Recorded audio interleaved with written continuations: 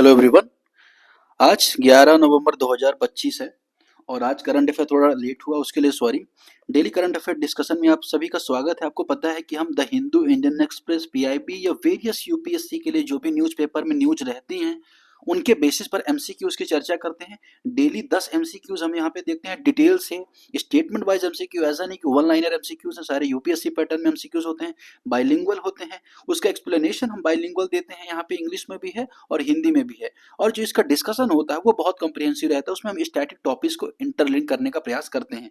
तो आइए बात करते हैं आज कौन कौन से न्यूज आर्टिकल चर्चा में रहे, उन पर जो एमसीक्यूज बने उनके बारे में देखते हैं। पहला जो एमसीक्यू बात कर रहा है किसके बारे में, consider the following statements regarding lake तुर्काना। तुर्काना झील के संबंध में न्यूज है, उसके संबंध में यहाँ पे चर्चा करनी है। तुर्काना झील कहीं ना कहीं न्यूज में थी, जिसको लेके यहाँ पे आर्टिकल बना है। अब उस पर क्या क्या स्टेटमेंट है आपको यहाँ पे देखना है। बात की जा रही है कि ये जो झील है ना, एलोंग लाई करती है कहाँ पे, western rift valley and extended into Tanzania. तो अफ्रीका का ये मैप है, अगर हम देखें तो ये किस रीजन के बारे में बात की जा रही है, इस रीजन के बारे में बात की जा रही है। लेट सपोज किस रीजन के बारे में बात की जा रही है, ठीक है। तो ये तंजानिया के आसपास विस्तृत है ऐसा माना जा रहा है। रिफ्ट वैली मतलब अलग होने का जैसा एक हिस्सा, यहाँ पे अगर आप देखें तो इस तरह के एक एरिया आपको देखने को मिलेगा। आगे चल के कभी 100-200 हजार साल में अलग भी हो सकता है। इस वजह से अगर आप देखें तो बहुत सारी नदी घाटियां इस रीजन में आपको देखने को मिलेंगी और झील बहुत सारी देखने को मिलेंगे। तो दूसरा स्टेटमेंट इसके बारे में कह रहा है, क्या स्टेटमेंट कह रहा है कि ओमो जो रिवर है ना, वो कंट्रीब्यूट करती है 90% इट्स एनुअल इनफ्लो। तो ओमो जो नदी है इसमें क्या करती है, 90% अपना पानी छोड़ती है। तीसरा statement, it is world largest permanent desert lake. ये विश्व की सबसे बड़ी स्थायी मरुस्थल झील है। इसमें इसके बारे में आपको स्टेटमेंट सही से बताना है, ठीक है। पहला स्टेटमेंट है ना जो वो इनकरेक्ट है, पहले आपको ये पता करना है कि इसका सही आंसर क्या, सही आंसर होगा बी। ये वेस्टर्न घाट में नहीं, अगर जो वेस्टर्न रिफ्ट वैली बल्कि ईस्टर्न या पूर्वी जो रिफ्ट वैली है ना, उसमें क्या करता है, ये लाई करता है पूर्वी रिफ्ट वैली में। ठीक, अब हम बात करेंगे जो तुर्काना लेक है उसके बारे में और क्या फैक्ट्स हैं उनके बारे में। जैसे अगर आपने देखा होगा कि जो तुर्काना लेक जिसके बारे में बोला जाए, अफ्रीका की सबसे बड़ी स्थायी झील तो है, साथ ही अगर हम बात करें तो लगभग जो ओमो रिवर है उसका 90% पानी अगर देखें इस झील में जाता है।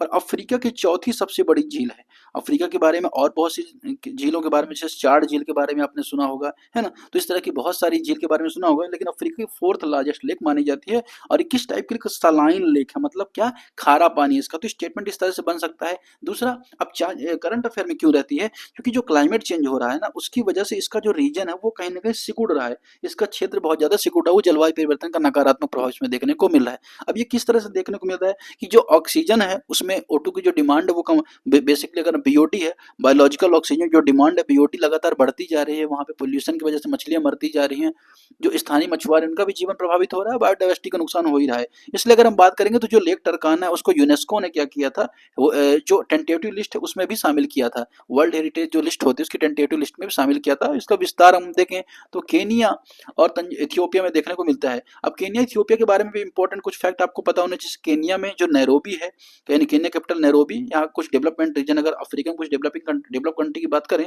तो केनिया है, साउथ अफ्रीका जैसे रीजन है। तो केनिया नैरोबी यहाँ पे एक अंतरराष्ट्रीय संस्थान का हेडक्वार्टर भी, यूनेप का हेडक्वार्टर है, ये भी आपको पता होना चाहिए। इथियोपिया जिसकी कैपिटल है क्या, आदिस अबाब। तो आदिस अबाब कैपिटल है, साथ ही हॉर्न ऑफ अफ्रीका जो है ना, horn of Ethiopia, Somalia, Djibouti जो 3 कंट्रीज आते हैं उनका पार्ट है क्या, इथियोपिया। तो ये इनके बारे में फैक्ट आपने देख लिया, ठीक है।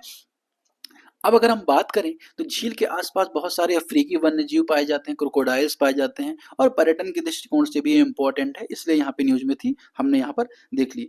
अगले एमसीक्यू की तरफ बढ़ेंगे। Consider the following statements regarding rift valley fever. Rift valley जो फीवर है उसके संबंध में आपको सही स्टेटमेंट बताने हैं।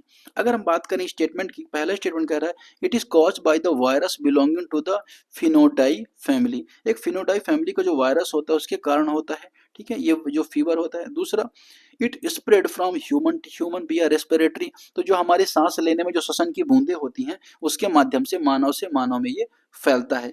तीसरा स्टेटमेंट यहाँ पे कहना चाह रहा है it is primary affected animal like cattle and sheep. शुरुआती में मवेशियों वगैरह को क्या करता है, प्रभावित करता है, ये यहाँ पे कहना चाह रहा है। तो स्टेटमेंट कौन सा सही हो जाएगा यहाँ पे, स्टेटमेंट यहाँ पे 1 और 3 यहाँ पे सही हो जाएगा। जो दूसरा स्टेटमेंट कह रहा है कि ह्यूमन टू ह्यूमन फैलता है रेस्पिरेटरी से, इससे यहाँ पे नहीं फैलता है। बल्कि अगर हम बात करें तो मनुष्यों में जब संक्रमित ये मच्छर काटते हैं उनसे फैलता है, मतलब किसी मॉस्किटो जो मच्छर काटते हैं उनसे ये फैलता है, जिसे रिफ्ट वैली फीवर बोला जाता है।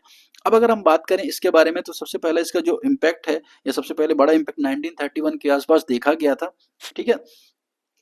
अब इसकी समस्या क्या होती है कि पशुओं में टीकाकरण हालांकि किया जाता है इसको लेके, लेकिन पशुओं को ज़्यादा ही नुकसान पहुंचाता है, ठीक है ना। क्लाइमेट चेंज जो हो रहा है, इससे जो वर्षा का पैटर्न वो भी बदल रहा है, जिससे इसमें क्या लगातार वृद्धि हो रही है, ठीक है। लेकिन ये चीज़ आपको यहाँ पे याद रखनी, स्टेटमेंट बन सकता है कि क्या ये जूनोटिक वायरस है, मतलब क्या जानवरों से मनुष्यों में फैलता है, तो ये बात यहाँ पे एकदम करेक्ट मानी जाएगी, ठीक है। WHO जैसे संस्थान है जिसको 7 अप्रैल 1948 को स्टैब्लिश किया गया था, अप्रैल 1948 को, वो है। फिर चाहे अगर FAO food and agriculture authority है, FAO है जिसको 1945 में स्टैब्लिश किया गया था, हेडक्वार्टर जिसका रोम में है। WHO का हेडक्वार्टर कहाँ है बताइए। तो ऐसी जो संस्थाएं हैं इसको रोकने की दिशा में ऑलरेडी प्रयास यहाँ पे कर रही हैं, ठीक है। और विश्व का एक एजेंडा है, अगर आपने देखा होगा, GHSA जिसे बोला जाता है, GHSA का मतलब क्या, ग्लोबल हेल्थ सिक्योरिटी एजेंडा। क्या लिख लीजिए, ग्लोबल हेल्थ सिक्योरिटी एजेंडा। इस एजेंडा के तहत दुनिया में इस तरह की जो समस्याएं होती हैं बीमारी की, उनको क्या किया जाता है, मॉनिटर किया जाता है, ठीक है। तो तीसरा हमने यहाँ पे देख लिया, सही स्टेटमेंट क्या हो जाएगा। नेक्स्ट क्वेश्चन की तरफ बढ़ते हैं। विच आर द फॉलोइंग, यहाँ पे क्वेश्चन क्या कह रहा है, which are the following statements regarding molasses are correct. तो मोलासेस के बारे में यहाँ पे सही स्टेटमेंट आपको बताना है। दूसरा स्टेटमेंट है, पहला स्टेटमेंट क्या कह रहा है कि it is by product obtain during sugar refining. तो जब चीनी का प्रसंस्करण किया जाता है गन्ने से, है ना, तो उसमें बाई प्रोडक्ट के रूप में यह निकलता है, उप उत्पाद के रूप में यह निकलता है। दूसरा, black strap molasses is the thickest and least sweet type. Black strap जो मोलासेस सबसे गाढ़ा और सबसे कम मीठा प्रकार होता है। तीसरा स्टेटमेंट यहाँ पे कह रहा है, it mainly use a pesticide in agriculture. इसका मुख्य रूप से पेस्टिसाइड एग्रीकल्चर में यूज होता है। इसका स्टेटमेंट आपको करेक्ट कौन सा है आपको बताना है, ठीक है। तो आप इसे पॉज करके आप अपना आंसर लिख सकते हैं। सही आंसर क्या हो जाएगा, 1 और 3 यहाँ पे इसका करेक्ट हो जाएगा। अगर हम बात करें कि जो दूसरा स्टेटमेंट यहाँ पे कह रहा है कि black step molasses is the thickest and least sweet जो टाइप होता है, ब्लैक स्टेप जो मोलास है सबसे गाढ़ा सबसे कम होता है, ये बात यहाँ पे जो बोली जा रही है, सबसे कम मीठा है ना, तो ये बात यहाँ पे गलत, सबसे अधिक मीठा होता है, ठीक है ना, ब्लैक स्टेप मोलासेस। इस वजह से ये स्टेटमेंट यहाँ पे इनकरेक्ट हो जाएगा। फिर अगर हम बात करें, मोलासेस बेसिकली क्या है, गन्ना व शुगर बीट से मिलने वाला एक बाई प्रोडक्ट है, ये आपको पता हो जाएगी, है ना। लाइट मोलासेस पहली उबाल में बनता है और सबसे मीठा होता है। अब ये क्यों इंपॉर्टेंट होता है, जो एथेनॉल का जो प्रोडक्शन होता है, आपको पता होगा एथेनॉल ब्लेंडिंग की जा रही है जीवाश्म पेट्रोल डीजल में, तो उसके लिए एथेनॉल बनाना है, तो उसके लिए इंपॉर्टेंट होता है, ठीक है। पेट्रोल और डीजल की जो डिपेंडेंसी उसको कम करने की दिशा में, साथ ही विटामिन और मिनरल्स भी बहुत ज्यादा भरपूर मात्रा में होते हैं, यह भी इंपॉर्टेंट हो जाता है, ठीक है। तो अब मोलासेस के बारे में अगर हम बात करें, तो ये फर्मेंटेशन में भी इसका उपयोग होता है। तो इस तरह से अगर हम देखें, इनका यूज बेसिकली एनर्जी सेक्टर और जो हमारा फूड है उस दोनों सेक्टर में होता है। तो वो चीज आपको, दोनों बातें यहाँ पे आपको याद रखनी है, ठीक है। क्वेश्चन नंबर 4 की तरफ बढ़ेंगे। क्वेश्चन नंबर 4 स्टेटमेंट यहाँ पे कहना चाह रहा है, consider the following statements about Indian laburnum cassia fistula. Indian laburnum cassia fistula के बारे में स्टेटमेंट आपको बताना है कि ये क्या है, अमलतास जिसे बोला जाता है, क्या बोला जाता है इसे, अमलतास। तो अमलतास के बारे में स्टेटमेंट यहाँ पे पहला क्या कह रहा है, पहले स्टेटमेंट यहाँ पे है कि it is the state tree of Kerala and Delhi. Delhi और केरला का ये क्या है, राज्य वृक्ष है। दूसरा स्टेटमेंट है, इट ब्लूम्स ड्यूरिंग मार्च में, मार्च और मई के दौरान ये खिलता है। तीसरा स्टेटमेंट यहाँ पे है कि it's bark is use to make natural dye. इसकी छाल का उपयोग डाई बनाने में किया जाता है। ये स्टेटमेंट पे यहाँ पे कहना चाह रहे हैं, ठीक है। अब स्टेटमेंट अगर हम बात करें तो सही सही आंसर क्या हो जाएगा, यहाँ पे स्टेटमेंट सही हो जाएगा, पहला और दूसरा, पहला दूसरा स्टेटमेंट करेक्ट हो जाएगा, अर्थात ए इसका करेक्ट आंसर हो जाएगा, ठीक है। तो इसके जो छाल होती है, इसका रंग अगर हम बात करें, जो फल होते हैं, है ना, पल्प बनाने में होता है, दवा बनाने में होता है, ठीक है। इसके बारे में कुछ इंपॉर्टेंट फैक्ट आपको यहाँ पे याद रखनी है कि इसके जो फ्लावर्स होते हैं, अगर हम फूल देखें तो पीले घुंघराले कलर के देखे होंगे आपने, कई जगह ये सरकार भी इन पौधों को लगवाती है। ये भी आपने देखा होगा, 10 से 20 मीटर अगर देखें इनकी हाइट होती है। और ये ड्रॉट रेजिस्टेंस होते हैं, मतलब क्या, इनको सूखा सहन क्षमता होती है, ड्रॉट रेजिस्टेंस होते हैं। और इंडिया के जो ट्रॉपिकल रीजन अगर हम देखा जाए, सब ट्रॉपिकल रीजन है, उष्ण कटिबंधी, उपोष्ण कटिबंधी क्षेत्र में ये पाए जाते हैं, ये भी इनकी खासियत है, ठीक है। और कई बार बोटेनिकल गार्डन में आपको ऑर्नामेंट के ट्री के रूप में ये देखे जाते हैं। तो कई इसके यूज है, मेडिसिनल यूज है, परगेटिव के जो प्रॉपर्टीज होते हैं उसके फॉर्म में अगर देखें, या नेचुरल डाई बनाने में भी इनका यूज होता है, ठीक है। अब अगर हम बात करें यहाँ पर, लेकिन जो इसकी छाल है उसका यूज नहीं होता है नेचुरल डाई में, इसलिए तीसरा स्टेटमेंट यहाँ में इनकरेक्ट हो जाएगा, ठीक है। तो सही आंसर क्या हो जाएगा, 1 2 यहाँ पे करेक्ट हो जाएगा। क्वेश्चन नंबर 5 देखेंगे। Question number 5, which of the following statements about cornea are correct. Cornea के बारे में कौन सा स्टेटमेंट करेक्ट है? आंख का एक जो आवरण है उसके बारे में जो बाहर की जो परत दिखी जाती है उसे कॉर्निया कहा जाता है। It is the clear outer layer of I that refract light. ये आंख की बाहरी पारदर्शी परत है जो प्रकाश को अपरिवर्तित करती है। ये बात यहाँ पे आपको बतानी है। दूसरा, it contain many blood vessels for nutrient supply. ये पोषण आपूर्ति के लिए कई रक्त वाहिकाएं होती हैं इसमें। तीसरा स्टेटमेंट यहाँ पे कहना चाह रहा है, it provided around 70% of I focusing power. ये आंख का लगभग 70% फोकसिंग क्षमता प्रदान करता है। ये कॉर्निया के बारे में स्टेटमेंट यहाँ पे बोला जा रहा है। इसमें सही स्टेटमेंट आपको यहाँ पे बताना है। सही स्टेटमेंट आपका हो जाएगा 1 एंड 3। अगर हम बात करें यहाँ पे दूसरा स्टेटमेंट यहाँ पे जो है वो इनकरेक्ट हो जाएगा। ठीक है। अब अगर हम बात करें तो जो प्रकाश का परिवर्तन बोला जा रहा है ना, कि अगर लाइट को रिफ्लेक्ट करने में, अगर हम बात करें रिफ्लेक्शन करने में 65 से 70% अगर हम बात करें, ये योगदान यहाँ पे देती है। अब कार्निया प्रकाश का रिफ्लेक्शन कर रही है, ठीक है ना। अब अगर हम बात करें हाँ, तो कॉर्निया में कई नसें होती है, वेसल्स आपको दिखाई देती है। लेंस के साथ मिलकर ये क्या करती है, जो विजन है, विजन की जो हमारा विजन होता है उसकी शार्पनेस को बढ़ाने में भी ये मदद करती है। ये भी इंपॉर्टेंट इसके लिए माना जाता है। ठीक है। अब इसकी कई सारी लेयर होती है, जैसे एपिथेलियम हो गया या डिसमेंटन मेम्ब्रेन करके कोई एक लेयर होती है। तो 4-5 इसकी लेयर भी होती है, वो हमारे लिए इंपॉर्टेंट नहीं है। ये जो हमारे लिए इंपॉर्टेंट था वो हमने यहाँ पर देख लिया। अब जब कभी इंजरीज होती है ना, तो अगर हम देखें तो कॉर्निया में इन्फेक्शन होता है। ठीक, कभी जैसे कुछ लगा तो कॉर्निया में इन्फेक्शन देखने को मिलता है, तो बाहर जो आपको दिखता है वो कॉर्निया बेसिकली माना जाता है। ठीक है। तो ये 5 का सही आंसर क्या हो जाएगा, 1 एंड 2। नेक्स्ट क्वेश्चन की तरफ बढ़ेंगे। मित्र शक्ति के बारे में, एक्सरसाइज मित्र शक्ति के बारे में है। यहाँ पे स्टेटमेंट है कि जो मित्र शक्ति है इंडिया किसके बीच हुआ है, तो यहाँ पे सही स्टेटमेंट बताना है। बांग्लादेश, श्रीलंका, नेपाल और मालदीव। तो इसका सही आंसर क्या हो जाएगा, श्रीलंका हो जाएगा। श्रीलंका के साथ हमने मित्र शक्ति का कौन सा संस्करण किया है, 11वां संस्करण किया। तो ये इंपॉर्टेंट हो जाता है। कहाँ पे हुआ है, बेलगावी में। कहाँ हुआ, बेलगावी में हुआ। बेलगावी कहाँ है, तो बेलगावी कर्नाटक में है। ठीक है। तो ये पर्पस क्या है इसका, जो काउंटर टेररिज्म, आतंकवाद के खिलाफ क्या करना, दोनों को साथ में लेके आना, साथ ही सब कन्वेंशनल वॉरफेयर में भी एक दूसरे का सहयोग करने के संबंध में ये एक्सरसाइज यहाँ पे कंडक्ट की गई है। क्वेश्चन नंबर 7 देखेंगे यहाँ पे। क्वेश्चन नंबर 7 है, consider the following statements regarding molasses. Molasses के बारे में ये स्टेटमेंट ऑलरेडी हमने यहाँ पे देख लिया है, तो इसको हम यहाँ पे नहीं देखेंगे, रिपीट हो गया था क्वेश्चन। क्वेश्चन नंबर 8 देखेंगे, it is the context of Booker prize. Booker prize के संबंध में यहाँ पे स्टेटमेंट पूछा जा रहा है।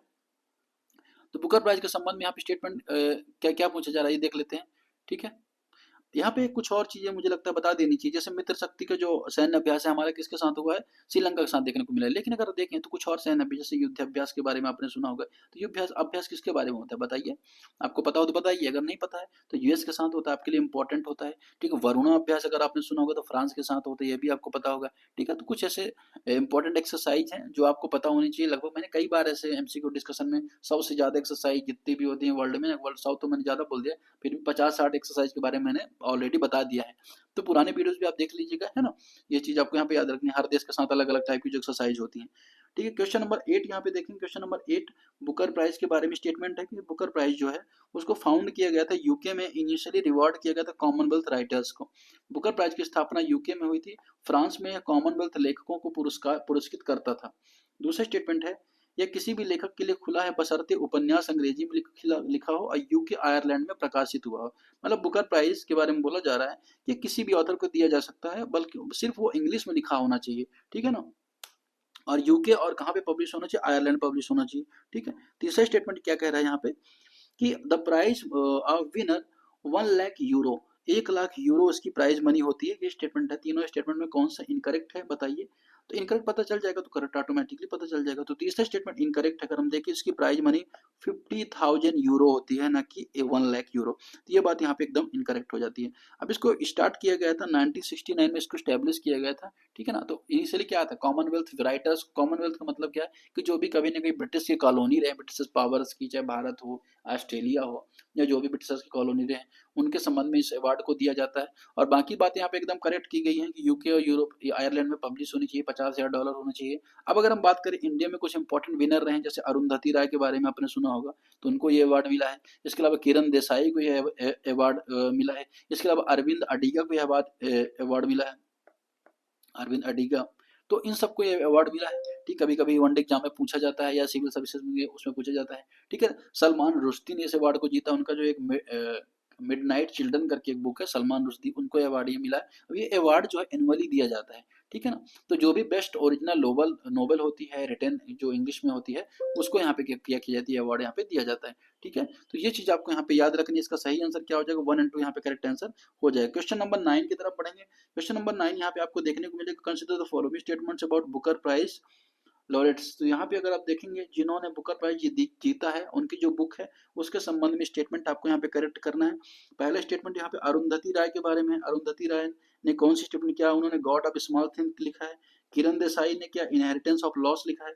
अरविंद अडिगा ने द व्हाइट टाइगर्स लिखा है, और सलमान रुश्दी ने सुटेबल बॉय लिखा है। अब इनमें कौन कौन सी पेयर करेक्ट है, आपको यहाँ पे सही स्टेटमेंट बताना है। अब इसका सही आंसर क्या हो जाएगा, आपको यहाँ पे बताना है। ठीक है, सही आंसर हो जाएगा यहाँ पे सी, ओनली 3 स्टेटमेंट यहाँ पे करेक्ट है। अगर हम बात करें अरुंधति राय ने ये जो गॉड ऑफ स्मॉल थिंग ये बुक लिखी, इसलिए इनको कौन सा अवार्ड मिला है, जो बुकर अवार्ड पुरस्कृत किया गया है। और बुकर अवार्ड कब स्टैब्लिश किया गया था, 1969 में स्टैब्लिश किया गया था। ये यूके और आयरलैंड में जो बुक पब्लिश होती है उनके संबंध में दिया जाता है, खासतौर पर वहां पे तो पब्लिश हो ही, इसके अलावा इंग्लिश लैंग्वेज में बुक होनी चाहिए, ये भी इंपॉर्टेंट हो जाता है। 50,000 यूरो यहाँ पे दिए जाते हैं अमाउंट के रूप में, यह भी इंपॉर्टेंट हो जाता है। अरुंधति रॉय को मिला। किरण देसाई की जो बुक है द इनहेरिटेंस ऑफ लॉस, उसके लिए भी इस अवार्ड उनको दिया गया। अरविंद अडिगा की व्हाइट टाइगर को भी अवार्ड मिला है। बात की जा रही है सलमान रुश्दी की सुटेबल हुआ है, तो सलमान रुश्दी की सुटेबल हुआ है ना, उसके लिए अवार्ड यहाँ पे इनको नहीं मिला है। बल्कि अगर हम देखेंगे सलमान रुश्दी की आई थिंक कोई और बुक है, मुझे एग्जैक्टली अभी याद नहीं आ रहा है, पर मैं बताऊंगा अगर मुझे याद। हाँ, मिडनाइट चिल्ड्रन, तो मिडनाइट चिल्ड्रन जो है सलमान रुश्दी की, उस पुस्तक के लिए इनको क्या मिला है, ये अवार्ड मिला है। तो आपको यहाँ पे याद रखना है कि किस किस को बुकर जो पुरस्कार सॉरी जो बुकर प्राइज है यहाँ पे मिला है। ओनली 3 स्टेटमेंट यहाँ पे करेक्ट आंसर हो जाएगा। क्वेश्चन नंबर 10 देखेंगे। क्वेश्चन नंबर 10 है why the alter magnet consider significant for modern electronics. Alter magnet जो में आधुनिक इलेक्ट्रॉनिक्स में महत्वपूर्ण क्यों माने जाते हैं। स्टेटमेंट है they allow spin polarized current without creating stray magnetic field. ये स्ट्रे मैग्नेटिक फील्ड उत्पन्न किए बिना स्पिन पोलराइज्ड करंट की अनुमति देते हैं। दूसरा है they are suitable for application in data strong and spintronics, या डाटा स्टोरेज स्पिंटोनिक्स में उपयोग के लिए उपयुक्त है। तीसरा स्टेटमेंट है यहाँ पे कि they require no external magnetic field for function, इनके काम करने के लिए किसी बाहरी चुंबकीय क्षेत्र की आवश्यकता नहीं होती। ये स्टेटमेंट पे यहाँ पे पूछा जा रहा है। ठीक है, इसके बारे में है, अल्टर मैग्नेट के बारे में। इसमें सही स्टेटमेंट क्या हो जाएगा, 1 एंड 2 यहाँ पे करेक्ट हो जाएगा। जो तीसरा स्टेटमेंट है वो यहाँ पे इनकरेक्ट हो जाएगा। ये अपनी जो इंट्रिंसिक मैग्नेटिक स्ट्रक्चर होता है उस पर निर्भर करते हैं। ठीक है ना, तो यहाँ पे जो बोला जा रहा है कि एक्सटर्नल नहीं बल्कि इंट्रिंसिक जो इनका स्ट्रक्चर होता है, आंतरिक जो चुंबकीय क्षेत्र उसके संबंध में डिपेंड होते हैं। तो ये चीज आपको यहाँ पे याद रखनी है। तो सही आंसर का क्या हो जाएगा, 1 एंड 2 यहाँ पे इसके बारे में करेक्ट आंसर हो जाएगा। ठीक है, तो आज की डिस्कशन फिलहाल इतना ही। आपको कैसा लगा आप कमेंट सेक्शन जरूर बताएं। जो मैंने क्वेश्चन पूछे हैं उनके आंसर भी आप यहाँ पे टाइप कर सकते हैं। Thank you very much. PDF के लिए आप ज्वाइन कर सकते हैं, और या हम telegram channel @India's affairs by Divas Dwivedi आप सर्च करेंगे, नहीं तो इस नंबर पे व्हाट्सअप कर दीजिए, वहाँ पे भी आ जाएगा। या तो कमेंट में आप मैसेज कर दीजिए कि प्लीज सेंड टेलीग्राम लिंक, तो मैं वहाँ पे आपको लिंक भी पिन कर दूंगा। Thank you very much.